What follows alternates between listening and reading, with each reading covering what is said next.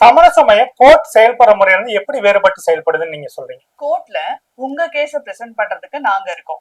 So உங்க உங்க வழக்க பத்தி நாங்க என்ன ஜட்ஜ் கிட்ட சொல்றோமோ அதுதான் நீங்க சொல்ற மாதிரி அதுதான் உங்களோட வழக்கு.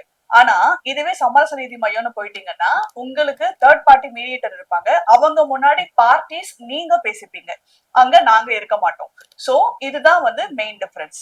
அடுத்து கோர்ட்டை பொறுத்த வரைக்கும் நீதிபதி தான் டிசைட் பண்ணுவாரு உங்க வழக்குல எது கரெக்ட் எது தப்பு அப்படின்னு. ஆனா சமரச நீதி மையத்துல நீங்க தான் டிசைட் பண்ணுவீங்க உங்களுக்கு என்ன வேணும் என்ன வேண்டாம்.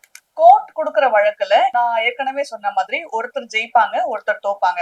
சோ தோத்தவங்க அப்பீல் போக சான்சஸ் இருக்கு. இப்ப இதுவே சமரச நீதி மையம்னு பாத்தீங்கன்னா உங்களால ஒரு ப்ராப்பர் செட்டில்மெண்ட் அரைவ் பண்ண முடியலன்னா அந்த மீடியேஷன் வந்து ஒரு முடிவுக்கு வருமே தவிர இதுல யாரும் ஜெயிச்சவங்களும் கிடையாது யாரும் தோத்தவங்களும் கிடையாது. கோர்ட்ல ஒரு வழக்கு தாக்கல் பண்ணிருந்தீங்க அப்படின்னா அது என்ன ஸ்டேட்டஸ்ல இருக்கு என்ன தாக்கல் பண்ணிருக்கீங்க என்ன ஃபைல் பண்ணிருக்கீங்க என்ன ஸ்டேட்டஸ்ல இருக்கு அப்படிங்கறத எல்லாருமே வந்து பார்க்க முடியும். இது வந்து ஓபன் பப்ளிக் ரெக்கார்ட். இப்ப இதுவே சமரச நீதி மையம்னு போயிட்டீங்கன்னா என்ன நடக்குது அப்படிங்கறதெல்லாம் வந்து உங்களுக்கு கான்பிடென்ஷியலா இருக்கும். சோ அத வந்து யாருக்கும் அகேன்ஸ்டாவும் யாரும் யூட்டிலைஸ் பண்ணிக்க முடியாது.